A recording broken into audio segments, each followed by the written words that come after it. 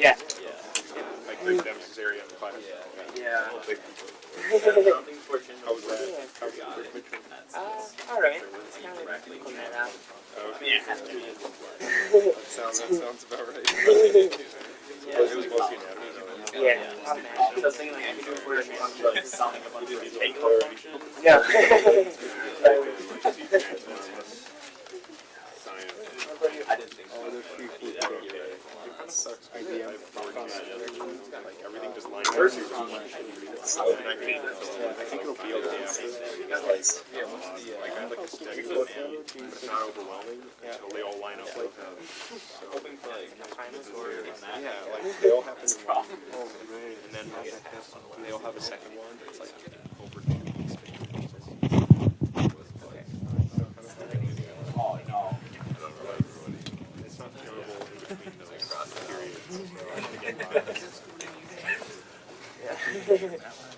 I'm trying to set it up so I'm only like 3 classes go.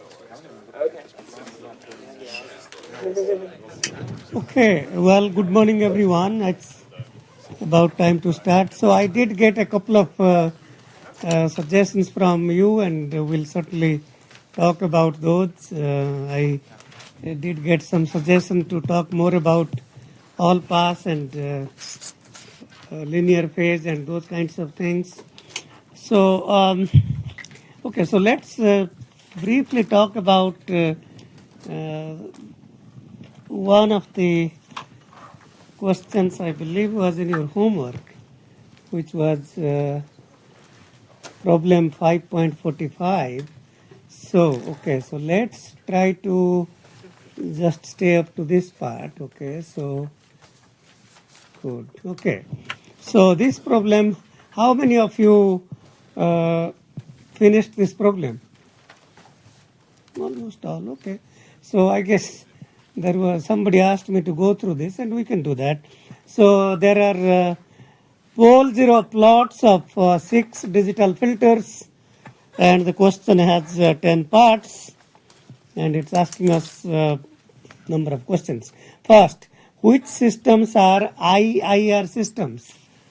So I think you may not read it well, but I think you can see where the poles are. So is this an IIR system or not? Because of the dummy pole. Don't worry about dummy pole at origin. Don't count that. So I see IIR whenever there are poles that are not dummy. This is a dummy pole. So IIR, poles. Okay, so these are IIR. Okay, poles. These two are not IIR because they're poles at origin. Okay. Which are FIR? Well, these two are not IIR and they have dummy poles at origin, so A and F are FIR. Which are stable systems? How do you say a system is stable if it has no poles outside the unit circle? Do you see any unstable system here?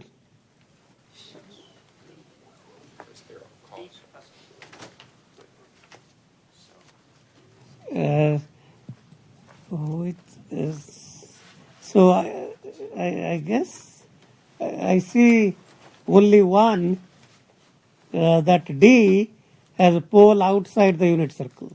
So that's unstable. Anything else? Anybody else sees anything? Okay, so this is only unstable, all others are stable. Quick question. Yeah, go ahead.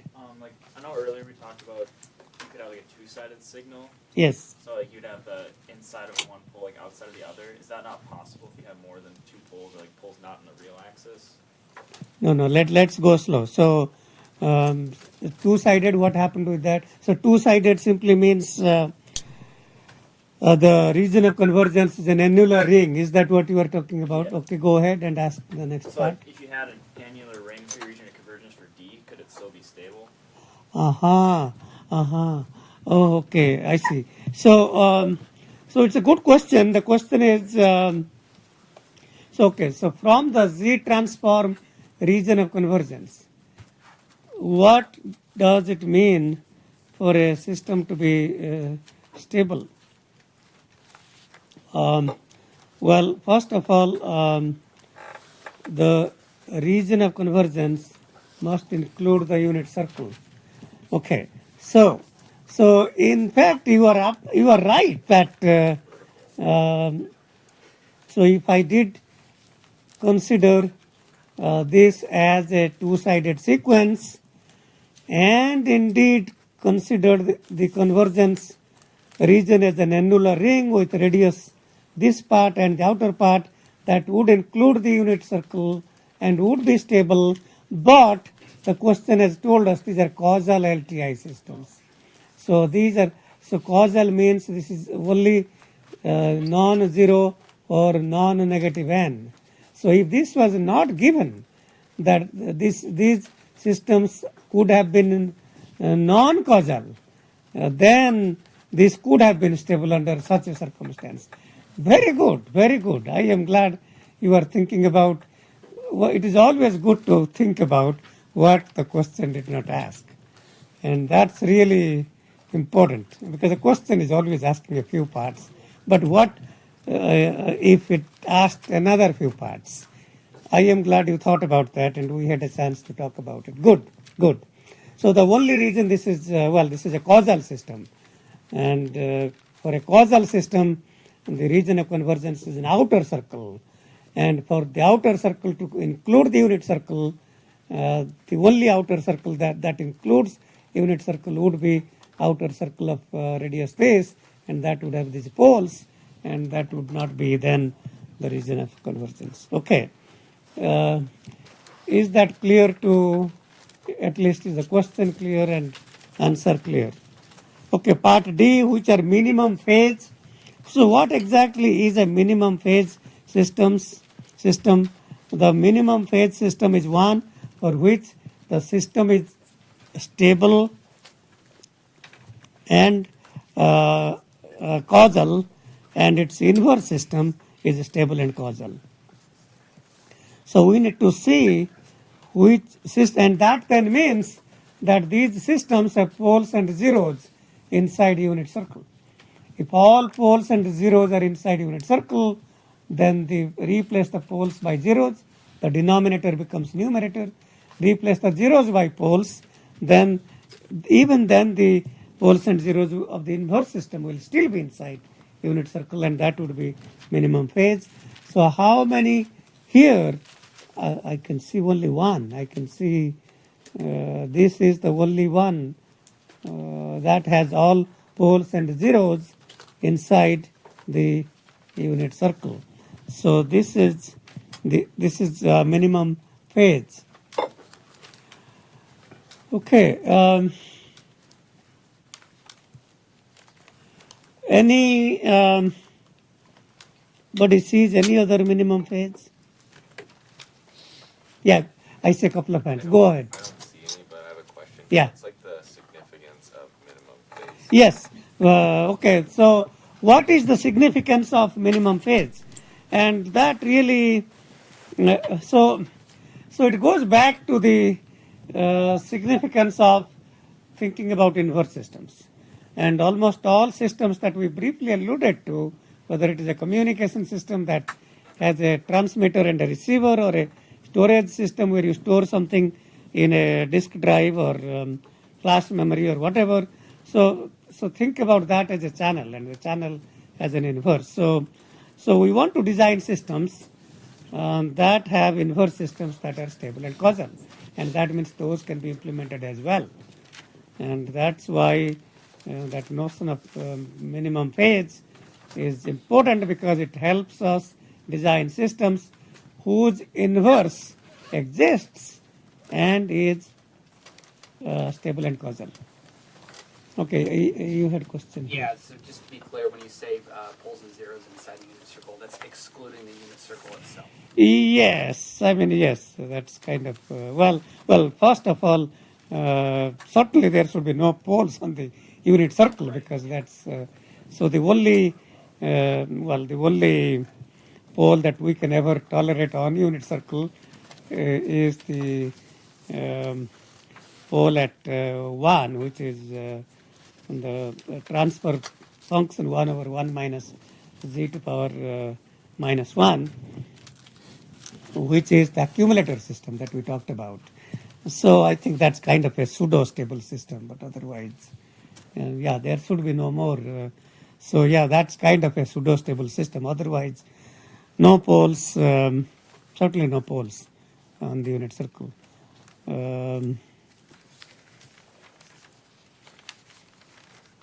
Zeros, I guess. So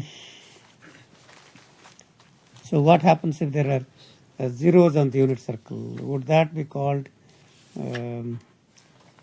stable and causal? So we can't call, so okay, why can't we have, okay, so if there are poles, then the original is not stable. If there are zeros, the inverse is not stable because zeros become poles. And that's why no pole or zero on unit circle. Very good, good to think about those things. Always think about what the question didn't ask. Well, that's actually how you prepare for exams. Think about if there are 3 or 4 parts, think about another 3 or 4 parts that were not asked in that question. Well, okay, I mean, how else are you going to become professor one day? You have to create questions. So start thinking about creating questions. That's a good way to be to learn the material well. Okay, we won't get into philosophies of those. Not that I couldn't, I could, and I could spend the whole class, but that wouldn't help. Okay, E, which are generalized linear phase systems. First of all, I had some question about what's generalized. I'm not using the word generalized. I did not use the word in the class, but anytime I talk about linear phase, that's same as what the book is saying, generalized linear phase. There is no distinction between the two. Linear phase, I didn't use the word generalized, and I see the book is using that. So both are same things. No difference between generalized linear phase or linear phase. So, okay, what exactly is a linear phase system? A linear phase system has constant group delay. So why are these? We have talked about why people like generalized linear phase, and in particular, out of the 4 types of linear phase, the type 1 is mostly used because type 1 has no constraints, no zeros at 1 or minus 1. That means it can be used for any kind of filter, low pass, band pass, high pass, band reject.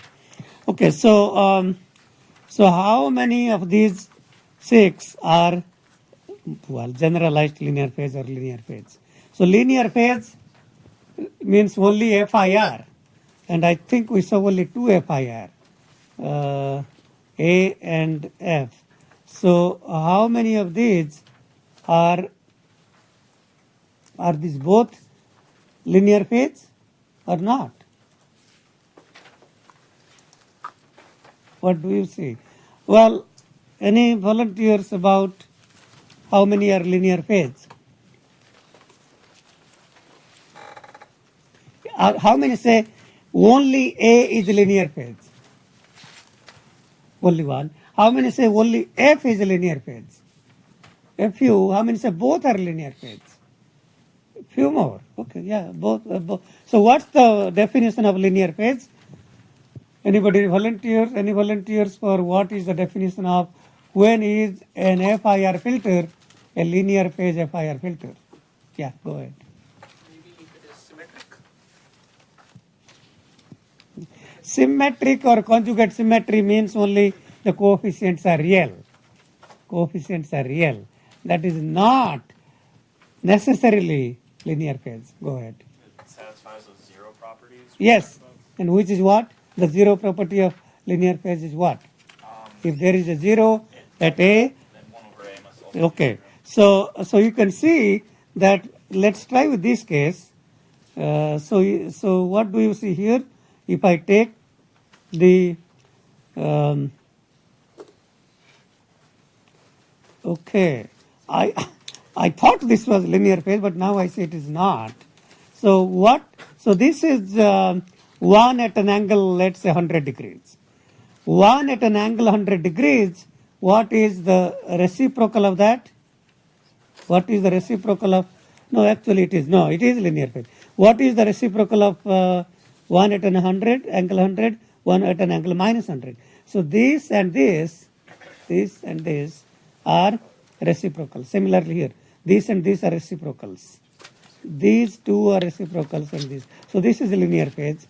Here, the reciprocal of this is like half, this is 2. So that's a linear phase. The reciprocal of this is 1 at an angle, half at an angle 45. Reciprocal of that is 2 at an angle minus 45. So that's the reciprocal, right? Is that right? Or half at an angle 45. Take the reciprocal of that, 2 at an angle minus 45. So these two would be reciprocals. And these two would be reciprocals, and these, yeah. So both of these are linear phase. Did that make sense? Yes. So where is 2 at an angle minus 45, Professor? Yeah. Well, I'm just giving an example. It may be not necessarily half or not necessarily 45, but that's this and that. These two. Okay. So distance is 2 at an angle minus 45. But it's not exactly half. It's more closer to 1 than origin, so maybe 0.8 or something like that. Yeah. So I just had a question about, you stated earlier that there's no difference between linear phase and general Yes. phase. Yes. Because the first problem that we did for this homework made a distinction between the two, and I guess are we just negating that, or Yeah, well, that's so. What? Tell me the first problem. 5.15? Okay, I didn't think about it, but let me. I never really bothered about that myself. But if the book does bother, I can see what it is. I didn't really. Okay, so let me just read that because I didn't really read this. So let's see.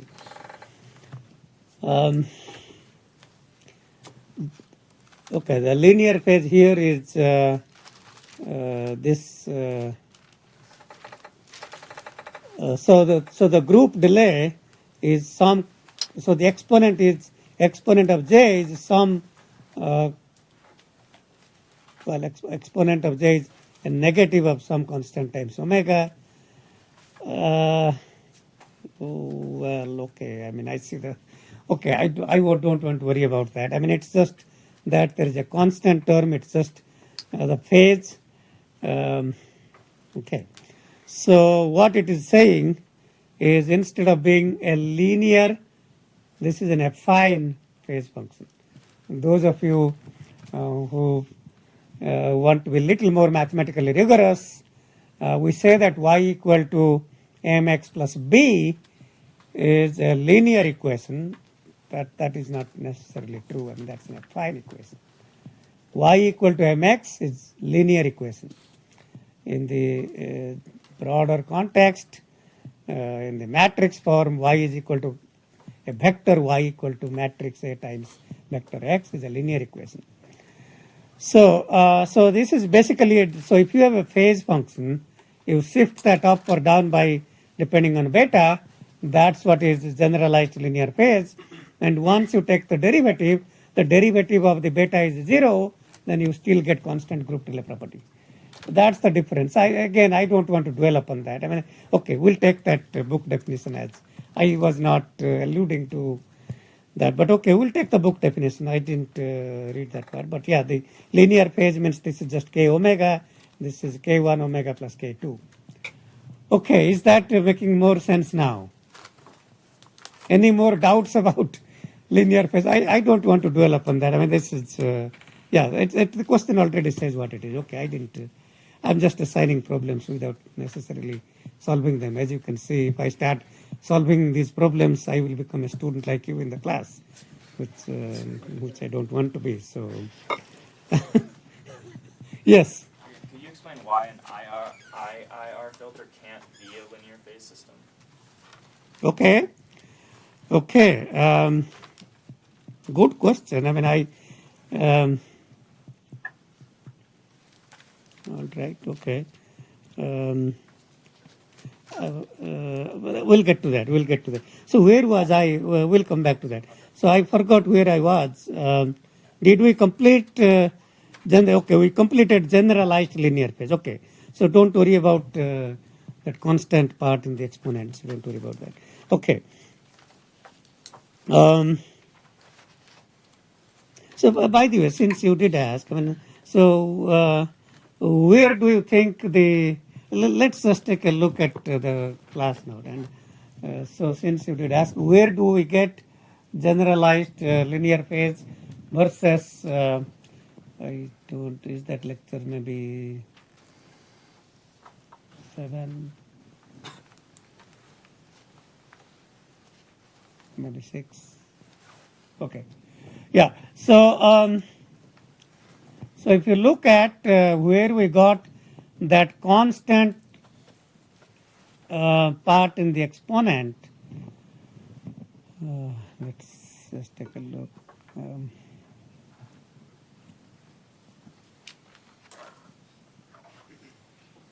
Okay, so so what you see in this type 3 and type 4, so the type 3 and type 4, you have this j. Okay, so that j is that constant term in the exponent, which is pi by 2. And so so if you want to think about that j is e to power j pi by 2, and if you if you group these two terms together, it becomes e to power minus j taken outside a bracket 2 omega minus pi by 2. That's where that constant term comes in for both type 3 and type 4. Okay, well, there is always time to think about these things. But let's get back to the other parts of that question. Okay. So could we please get back to the book? Okay, thank you. Okay, so part F, which filters have the magnitude of H constant? That's an all pass filter. So if the magnitude is constant, that's called all pass. And what's the property of all pass? The poles and zeros are, the poles are in complex conjugate pairs. So, so we had these 4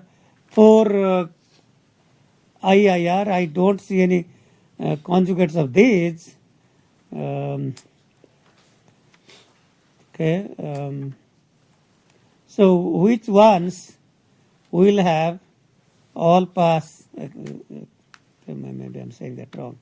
The poles and zeros are in complex conjugate pairs. So which ones have poles and zeros? Certainly this one has poles and zeros in complex conjugate pairs.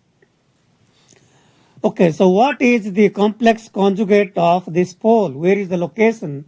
So again, just let's say that this is half at an angle, 135 degrees. Half at an angle 135 degrees, the reciprocal is going to be 2 at an angle minus 135, which is that one. Then you take the conjugate of that, we are back here. So these two are complex conjugate pairs. These two are complex conjugate pairs. That reciprocal conjugate, and in this case this is a real pole, so conjugate is the same as itself, is here. So I can see that I think that's the only thing I see with poles and zeros in complex conjugate pairs. Anybody else sees anything else? Probably not. Okay, so that's all pass. Which have corresponding stable and causal inverses. We already talked about minimum phase, poles and zeros inside unit circle. That's that has corresponding stable and causal inverse system. Okay. Which has the shortest number of impulse response? So when we talk about IIR, all IIR by definition are infinite impulse response. So the only two FIR are these two, and then which is the shortest? So count the number of zeros. So 1, 2, 3, 4, 5, 6. So this has 6 zeros, means degree is 6, means length is 7. So this is an FIR filter of length 7, or called 7 tap. And this one has 1, 3, 6, 8, plus 3, 11. So that's length 12. So shortest impulse length is 7. Which system have, or systems have, low pass frequency response? Okay, so which of these has low pass frequency response? So the ideal property of low pass frequency response is it will pass low frequencies and reject high frequencies. Okay, so certainly this is not low pass because no, it could be low pass. It's okay. So which one of these? This is really having a notch at pi by 2. Okay, so let's think about. So low pass filter should not have. So these two are not low pass. Why are these two not low pass? Because these have zeros at omega equal to 0. So these are not low pass. Okay. So ideally speaking, as we have discussed before, a low pass filter is great if it has a pole close to origin. So this, one might think this would be low pass because I see a pole near origin. But this is not low pass. Why? Because it's an all-pass filter. Aha! Yes, because it is poles and zeros are in complex conjugate pairs. So indeed, if that zero didn't exist, so that would be low pass, but the presence of that zero and the fact that it is all pass is telling us that this is not low pass. So we have eliminated these 3. Now, out of the remaining, what do you think would be low pass? Any volunteers? Which ones do you think would be low pass filters? F is low pass. Yeah, there is, I don't see, at least there is no pole, but I don't see 0 close to origin, so that's good. That's good. That's certainly true as a low pass filter, and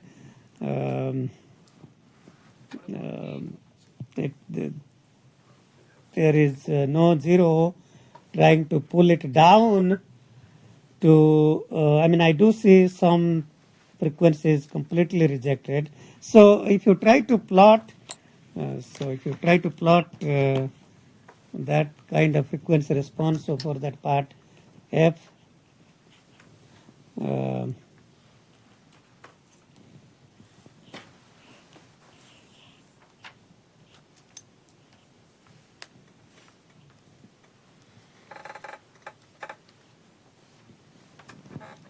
so if you try to plot the magnitude response, I can see that let's say at some 60 degrees or so, so at say pi by 3. So we start somewhere and we reach a notch at some 60 degrees and some 100 degrees or so. So another notch at okay, let's just say this is 60 degrees and this is 10 degrees, just as an example, and let's say this is 30 degrees. So at 100 degrees, that would be 100 by 180 or 5 pi by 9. We will have another notch, and then we will have another notch at looks like 150 by 180, 15 by 18, 5 by 6. 5 pi by 6, and then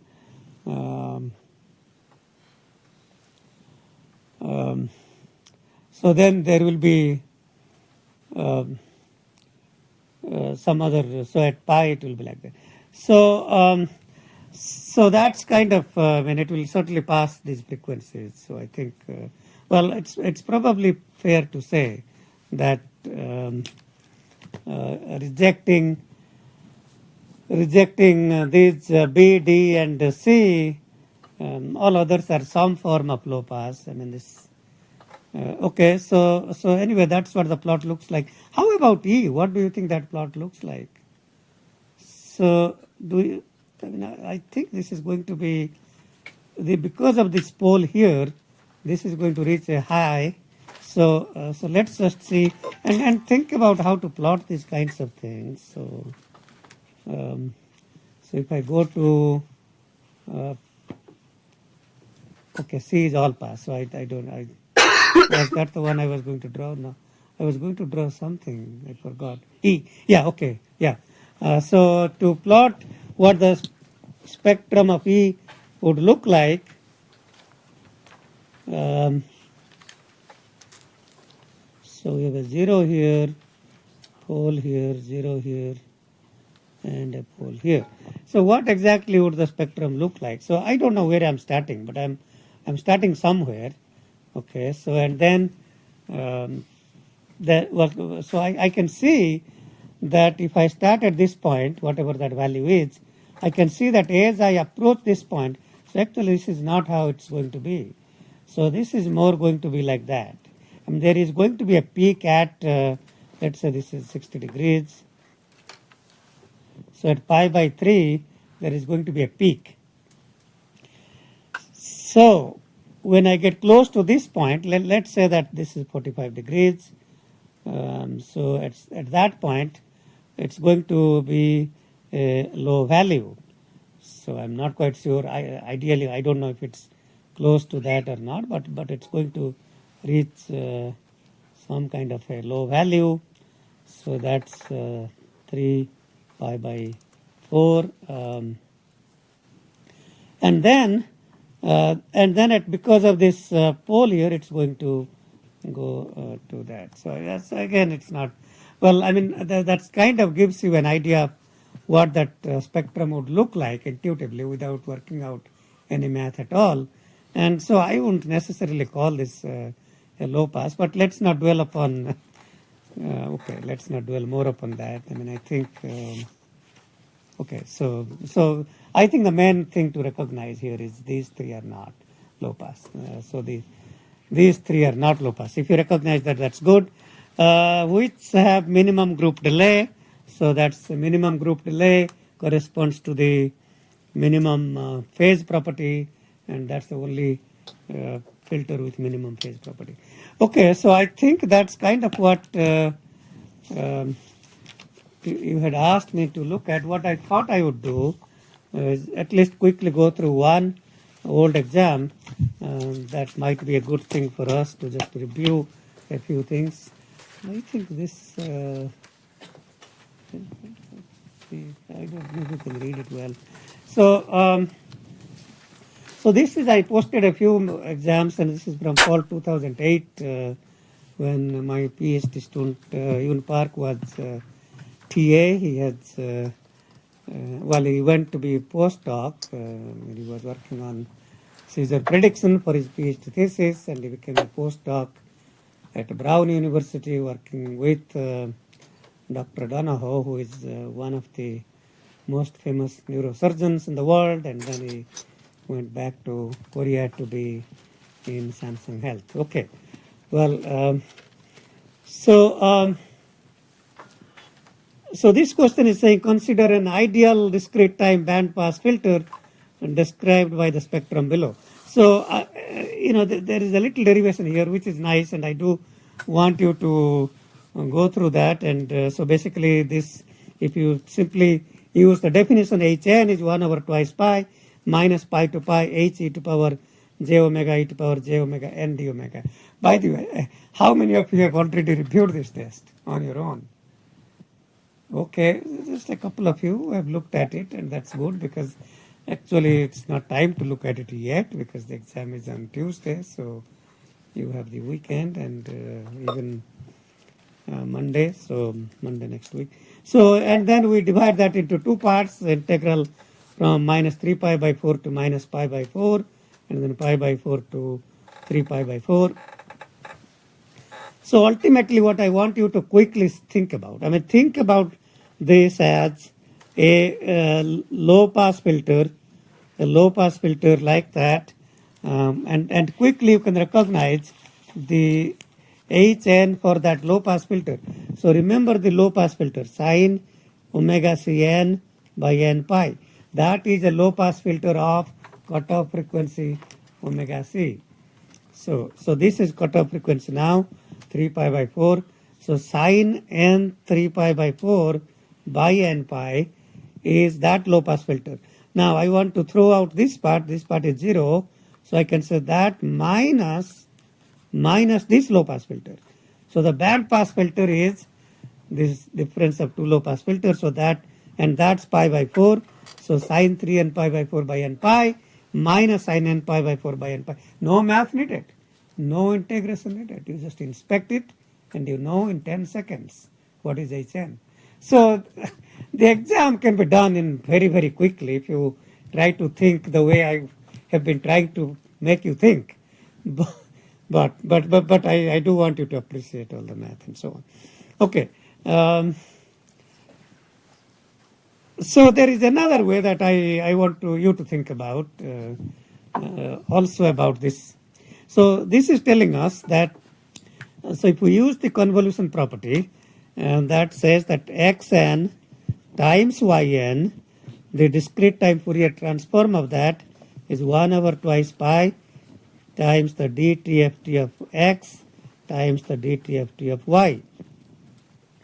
And the idea here is that I can relate these two parts. So anytime you have two parts like that, I can say, okay, that seems like one part convolved with two delta functions, where these delta functions are lying exactly at the center of the edge.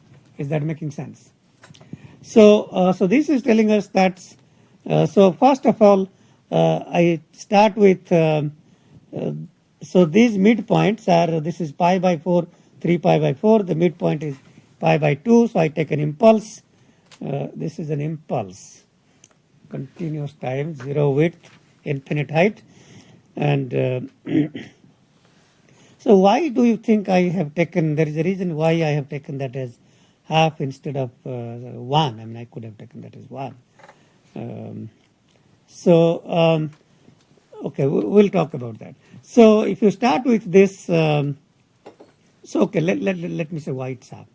Okay, so the reason it is half is because some of you will recall that cosine n omega 0 dTft, okay, maybe this is probably okay to start with from very beginning. Okay, so delta n dTft is 1. Okay, what is the dTft of 1? Twice pi delta omega. So that's due to the duality property. The duality property says you bring that here, multiply by, and by the way, the duality property states that take the flipped version of that, that's the function and twice pi, but the flipped version of delta is itself. Okay, so then e to the power j omega 0 n, what is the, how do you get multiply a complex exponential? You get a phase shift, plus minus.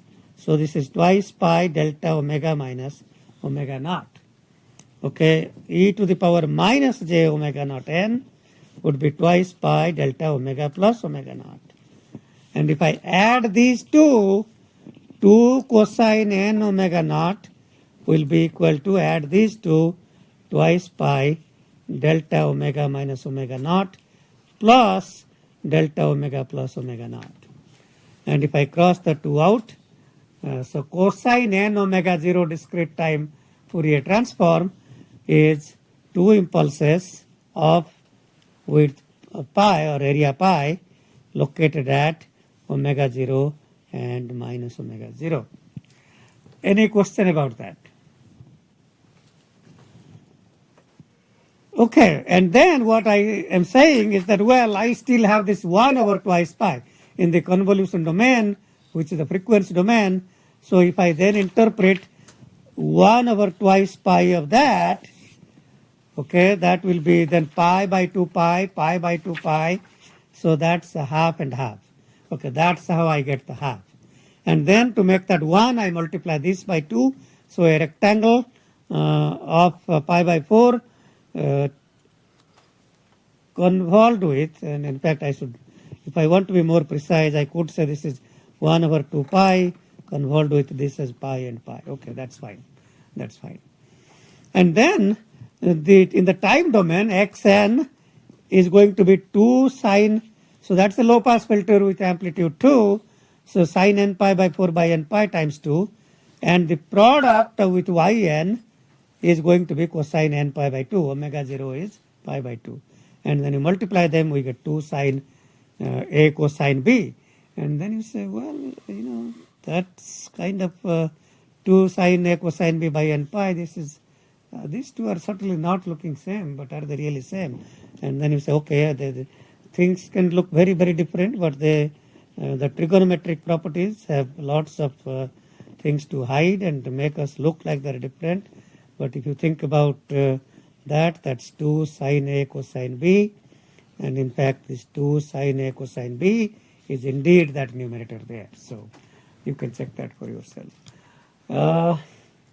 Okay, so that's kind of that part.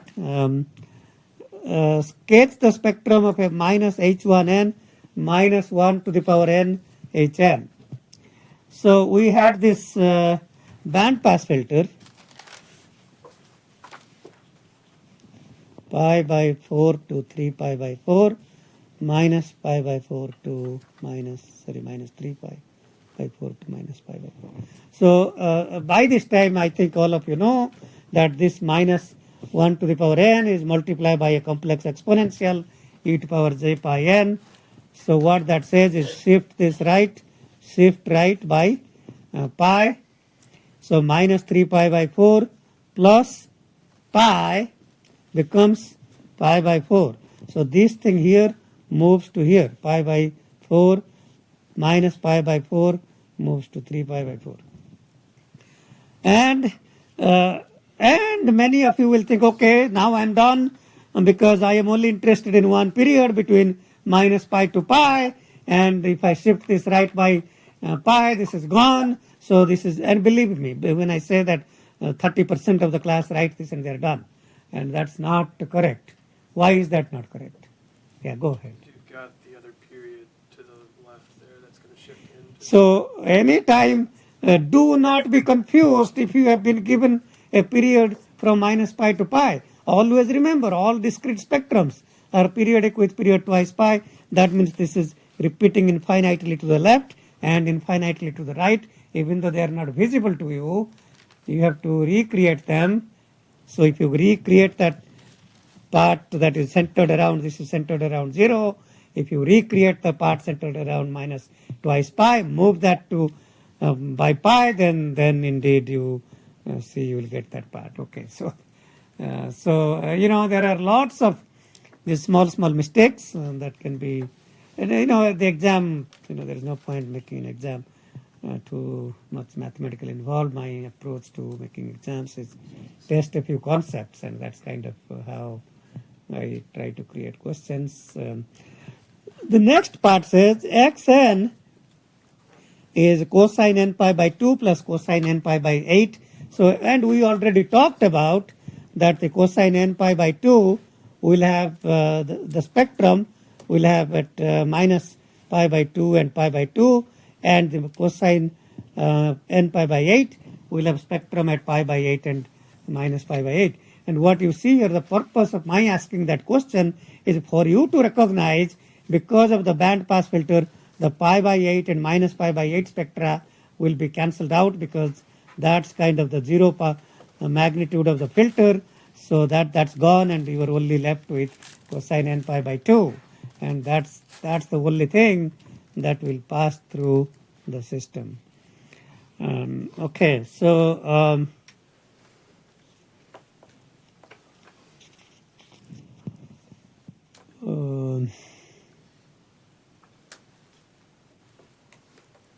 okay, any question about that? Okay, so the next part, again here the problem here is trying to really relate. I mean, I think one of the things is to really relate many different properties and try to see again what might be looking to be many different things are really not same. So when I created this question, the sole purpose I had was, so by the way, do not come to this exam without recognizing a few discrete time Fourier transforms and Z transforms. So this is simply 1 over 1 minus a z to power minus 1. So certainly I do expect you to not write that in your crib sheet. Okay, so if the system is half to power n un, we know that xz is 1 over 1 minus half z to power minus 1. Okay, so we know that, and then what? So in a very roundabout way, it's like in a long roundabout way, I'm trying to show that if half to power n un has that z transform, quarter to power n un has z transform 1 over 1 minus quarter z to power minus 1. And that's really what I'm trying to show you. Well, it's just that obvious, but I'm trying to have you see that through many digressions and all kinds of use of properties, maybe not so much interesting, but I think from understanding properties perspective, definitely very interesting. Okay. So clearly you can see that if half to power n un is xn, this quarter to power n un is x2n. I think that should be replace n by 2n, half to power 2n, u2n is same as itself, don't worry about that. So half to power 2n is half squared to the power n, which is quarter to power n.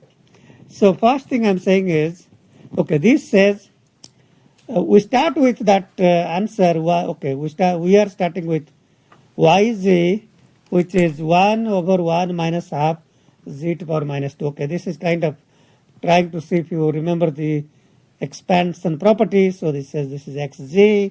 If I replace z by z squared, okay, so we'll get there later on. So if I replace z by z squared, that becomes that. And how is yn related to xn? And clearly you should be able to quickly see that xn and expanded by factor 2, that's yn. Again, that's kind of obvious. So you can do a little algebra, and you can say, okay, this is 1 over 1 minus half z to power minus 2.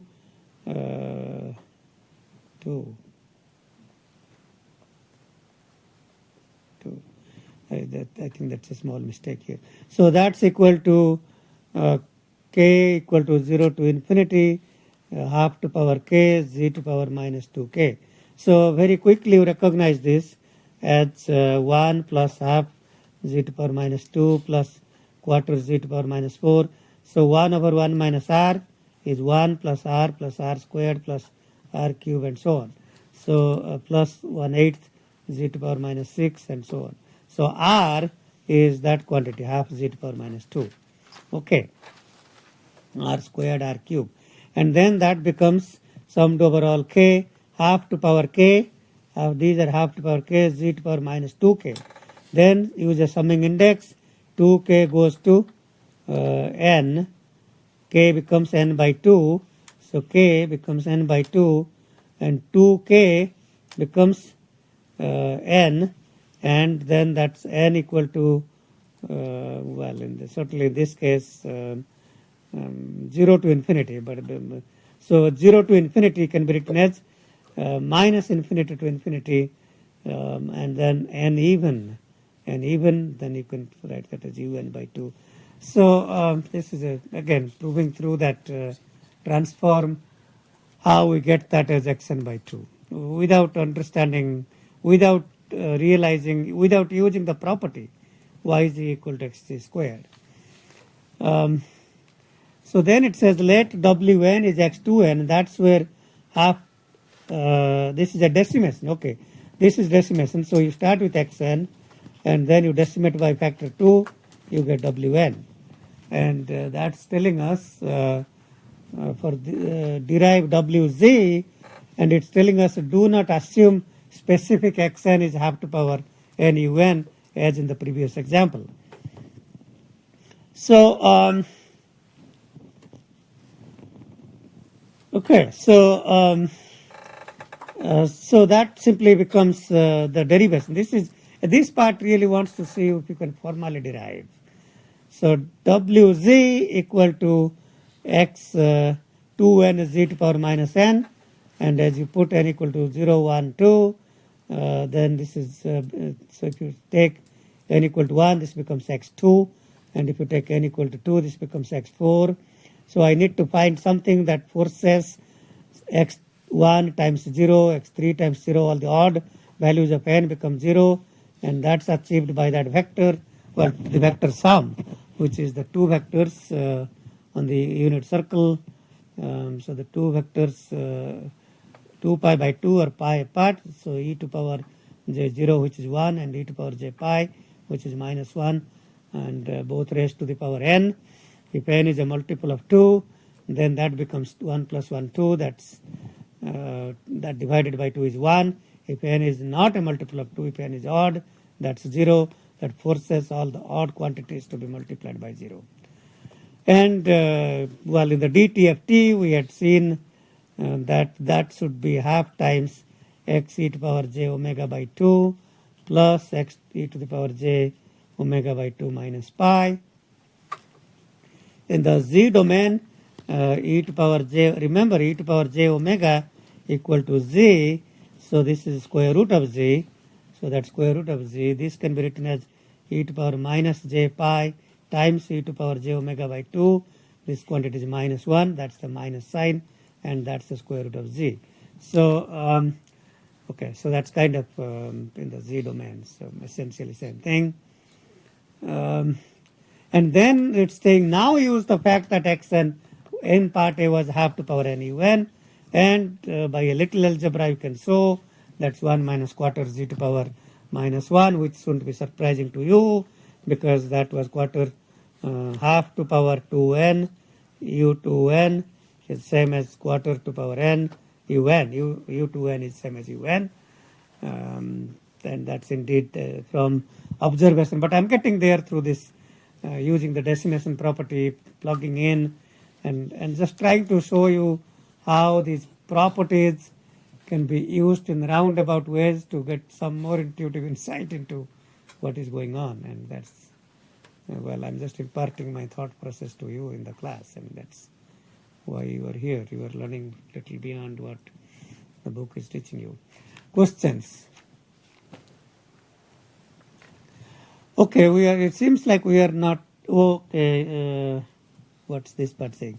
Okay, this is saying that now recognize that Wn is this quantity, and then if I write down its Z transform, which is that. So in some roundabout way, these three parts are alluding to, it's saying that if you think about quarter to power n un as a decimated sequence, use the decimation property, the answer you get is the same as the answer you get here. So that's really what it's telling us. Okay, so these are kind of fun questions. You take some signal and you try to play with it and see what happens, all using simple properties of discrete time Fourier transforms or the Z transforms. And I think you can read that on your own, so the problem really asks you to work out this specific example where the xn is this 3 non-zero point sequence from minus 2 to 1. So this is delta n plus 2 plus delta n plus half delta n minus 1. Okay, so it's first we time reverse. Why am I doing that? Well, I want you to recognize that if the DTFT of xn is x e to power j omega, flip in a time domain is same as flip in the frequency domain. So that's kind of what I want you to recognize. I mean, you can derive a lot of these things if you don't recognize, and that's perfectly fine. That's perfectly fine. So I'm just saying that if you take this part and time reverse, you get W. So this was e to power j2 omega plus 1 plus half e to power minus j omega, replace omega by minus omega, and then it's saying what is Wn, and it so happens that it's the flipped sequence from time in reverse. So this was 1, 1, half, and now this becomes half, 1, 1. Okay. Okay, half, 1, 1. So that's what we are then doing is taking the time domain. So think about this as some kind of a channel, and in this case we don't worry about. We assume the channel is ideal. Anytime you have a channel, if you are communicating through the plain old telephone system, POTS, as it used to be called, and that word may not mean very much today, but the POTS system, plain old telephone system, that's what you talk in hard phones. That was the name in 1970s and 80s and maybe 90s, but maybe we no longer use hard phones and we have forgotten these devices, but that's okay. Okay, so there is a channel, and the channel is always doing a lot of things, and there are people, if you are talking about even wireless systems where you you convert this to you modulate that to some signal and have a radio frequency integrated circuit and transmit that through an antenna, and it goes through the wireless channel, and wireless channel is doing a lot of things. All these channels are doing a lot of things. They have the so-called, just like every we can plot unit sample response, all these channels can be characterized by a certain frequency response, and the frequency response unfortunately is time varying.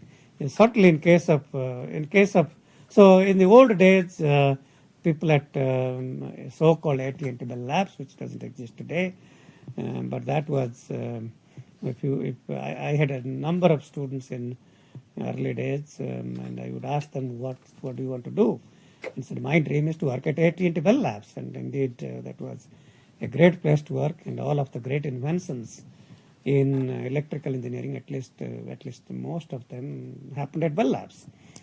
So whether it's the invention of transistor or anything, Shannon's work on information theory, Hamming was at Bell Labs, the Hamming code. Bodie was Hamming's boss at Bell Labs, Bodie Plot. Some of you might have heard of Bodie Plot. He was department head at Bell Labs in math department. So everything happened at Bell Labs, and they were also, AT&T Bell Labs was installing all the fiber lines underneath the ocean. Well, that's what they were doing, and then they were computing its channel response. Just like the telephone lines, they would compute its channel response. And in the wireless, it's not just, it's hard to compute, but again, it's dynamic and it's time varying. It's changing due to a lot of things. The wireless, there is, keep driving, you have handoffs from base stations to base stations. Traffic is changing, wind, all kinds of noises. Unfortunately, you have to design transmitters and receivers that can be robust with respect to all channel variations. So channel is no longer fixed, it's adaptive, and you have to. So all these things are having channel estimation algorithms. So we are trying to constantly estimate. If you take your cell phone, it's trying to constantly estimate. Somebody is estimating the channel all the time. Maybe the base station is estimating the channel all the time. Maybe every, I don't know, few seconds or whatever. Same with all the internet coming to your PCs, sitting in offices, and all kinds of gigabit Ethernet ports in your laptops. The channels are being continuously estimated because the channels are not constant but time varying. That then leads to use of adaptive filters to equalize those things. That's the content of next class. So, okay, next class, next semester. All right, so I have digressed. I don't know how much time. Okay, we have 15 minutes or so. Okay, so anyway, I don't want you to think that the purpose of the problem is simply to continue from here. I mean, there is something going on, and that's the channel, and maybe that's what is being stored in the storage media, and this was written into the media. Now we are reading from the media, so there is something going on. I mean, let's not get into that. But for the purpose of this problem, we can assume channel is ideal, and nothing is happening there. And if I do that, then it goes straight.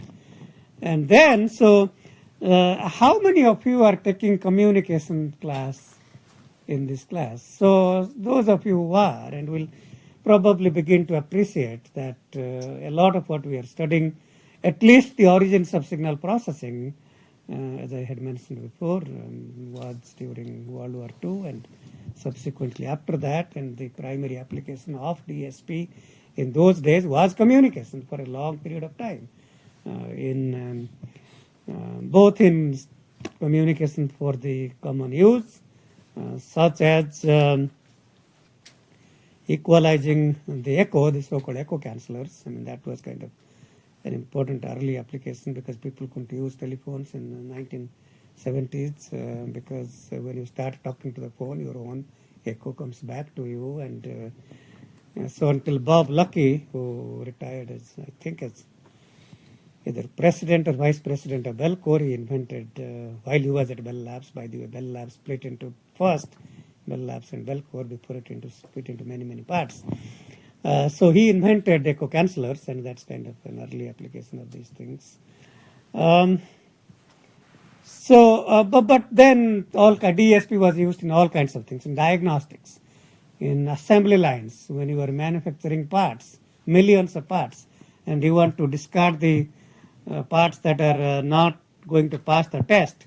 And that's where machine learning comes in, because you extract features by image processing and discard the parts automatically. So diagnostics in the assembly lines, and now a lot in biomedical applications. Almost all of biomedical applications use DSP and machine learning in some form or other. Okay, so let me get back to so I just want those of you for your think of this as a modulation and a demodulation. So we are trying to modulate by multiplying by cosine n pi by 4 and demodulate by multiplying that again at the receiver. And then I've gone through a time reversal. The idea is to go through a couple of time reversals, should bring you back to where you were. You take a signal xn, flip that with in time domain, so you get xn minus n, you flip it again, we are back to xn.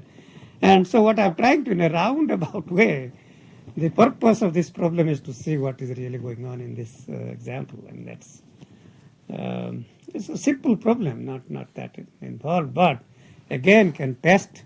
Well, for purpose of test, I can test a lot of things. I can test what you, where you can apply the right properties and where you cannot. But I do think that you should try to relate this to practical systems, practical transceiver design, or containing modulators and demodulators. Okay, so read this example. It's probably better if I don't work through all this example. I mean, I could, and the example is not. The whole problems are for this finding out what the spectrums are at all these points. But let me see if I can at least try to even an attempt to even find the spectra, not using this specific example, but in the general form. So let's see if we can do that. So xn dtft is x e to power j omega. Okay. Time reverse wn dtft, flip in time domain, flip in frequency domain. So that's the discrete time Fourier transform of that. And what about cosine n pi by 4? So I spent a little time talking about cosine n pi by 4, and we saw that x n, if x n dtft, I think I derived that x cosine n omega 0. Did we do that? Or yeah, right here. So cosine n omega 0 is pi delta. Okay, so cosine n omega 0 is pi delta omega minus omega 0 plus delta omega plus omega 0, and xn cosine n omega 0 is going to be 1 by 2 pi times that, 1 by 2 pi, not times that. So 1 by 2 pi times cap x times convolved with, not times, pi times that. I'm not going to write that down. So that becomes the pi 1 by 2 pi. So the pi and pi cancel out. So we get half times x e to power j omega minus omega naught plus x e to power j omega plus omega naught. Okay. So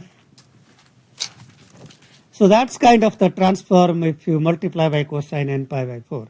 So let me continue with that. So if I multiply by again cosine n pi by 4, what do you think happens?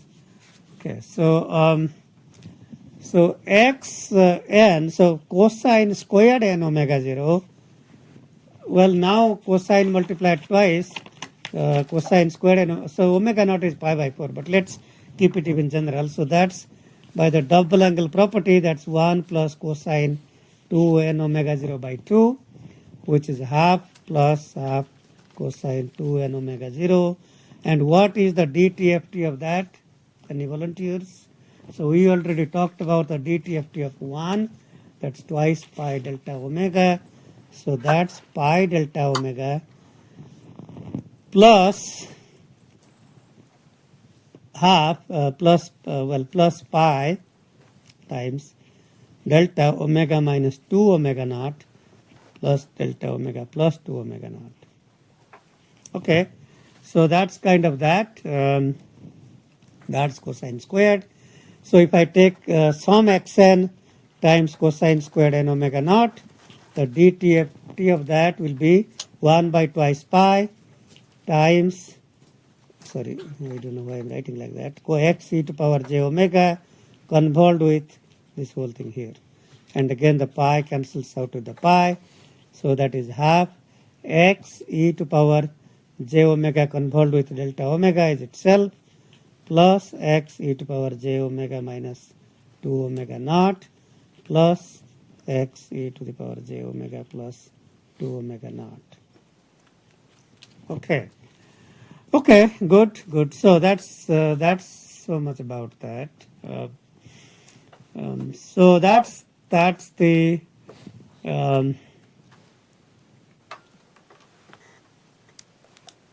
okay. That's the DTFT of this. But what we were interested in is the DTFT of Wn. So we want to take Wn times cosine squared n pi by 4. So if you take Wn,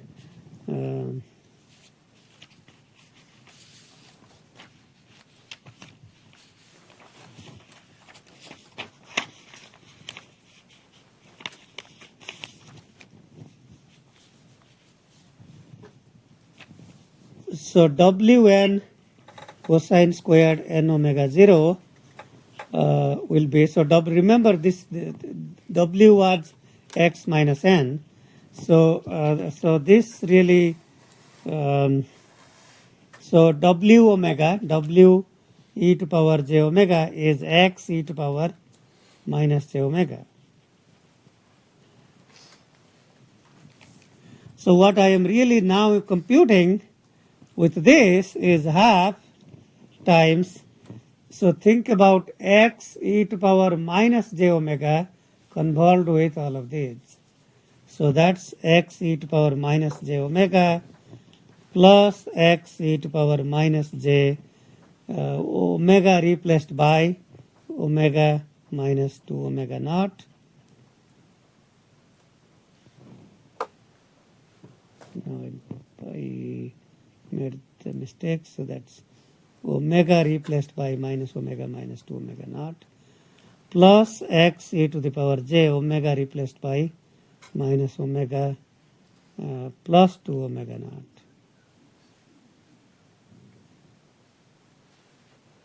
Now, So I'm not doing it right. So e to power minus j omega, I replace this by omega minus 2 omega naught. So I have minus here and then omega minus 2 omega naught. Okay. And then minus and omega replaced by omega plus 2 omega naught. Okay. In any case, it won't really matter at the end, and we'll see why. Okay, so that's that, and then finally we time reverse again. So W, so if you time reverse these things, which would be W minus n times cosine squared n omega naught.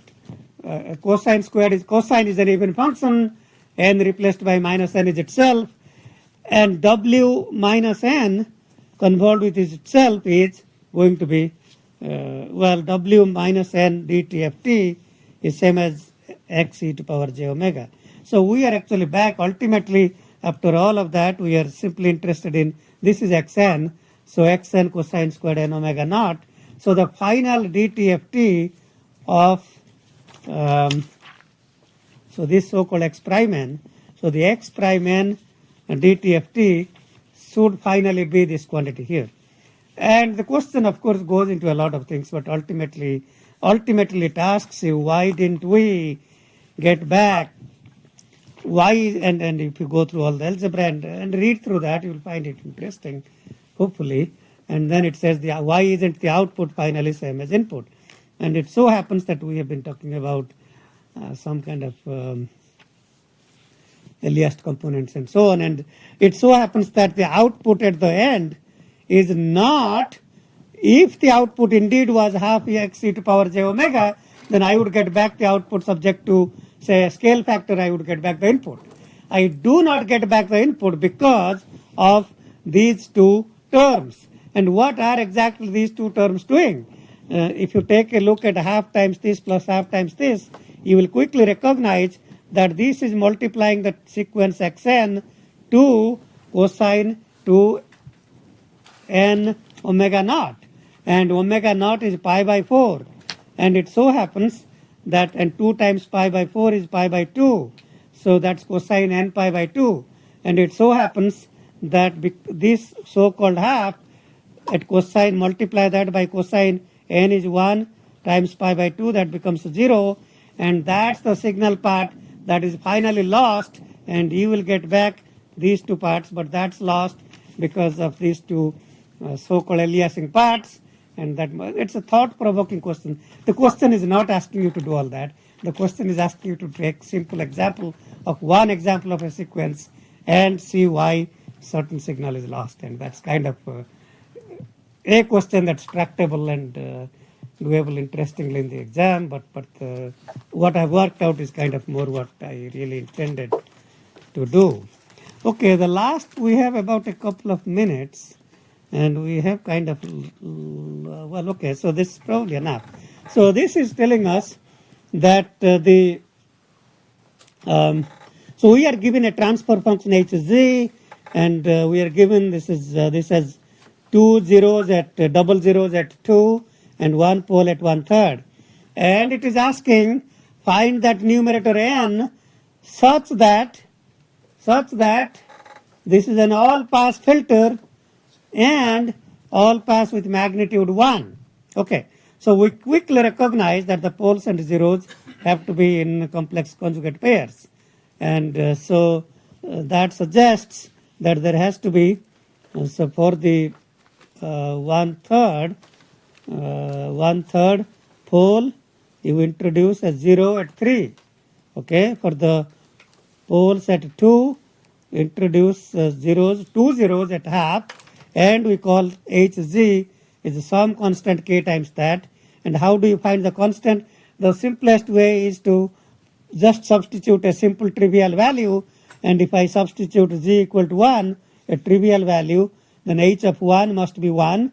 So 1 is equal to the magnitude of k times 1 minus half squared times 1 minus 3 by 1 minus 2, that's minus 1 squared, which is 1, plus 1 times 1 minus 1/3, which is 2/3, and that's 2 by 4 is half. Half times reciprocal of 2/3 is 3/2. It's half times 3/2 is 3/4. So 3/4, k equal to 1. So k equal to plus or minus 4/3. So that's the final answer. So we are done with that part. Okay, so why minus? Because the magnitude of minus is also is 1. Magnitude of minus 1 is 1. So another way to think about that is multiply this out, and through the homework you have learned that if I take these coefficients and reverse them and put that in the numerator, still find that k, then you should be getting the same answer as well. So part B, I'm not sure what this part is. Let's say HIZ with the inverse filter which is stable. Describe HIZ and region of convergence and plot poles and zeros. Okay, so HI is simply the reciprocal of H. So this was 4/3, take the reciprocal 3/4. What was in the denominator? What was in the denominator came to the numerator. What was in the numerator became denominator. So for the inverse system, the poles, double poles are at half, and then at this part 2 zeros at 2 and 1 0 at 1/3 and a pole at 3. Obviously, well, I mean it's certainly, I think, well, it says here which is stable. Okay, maybe I didn't give you more parts of solution because, well, I mean, anyway, it's certainly not stable. Okay, not stable, and so we can't. Well, it's not stable. So if you mention that, you probably get full points. In the amplitude sense, you could introduce all pass filters and try to make the inverse system realizable in magnitude sense, not in the phase sense. Okay, so that's kind of a review of the exam. So, okay, see you next week.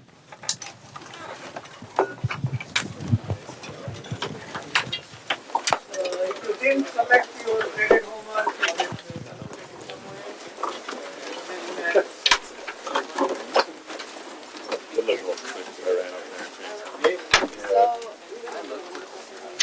It's probably not going to grade that one anyway. It's going to grade 2. Yeah, then he went over in class. I noticed. He was like, yeah, we're going to grade this. Yeah, that's what I was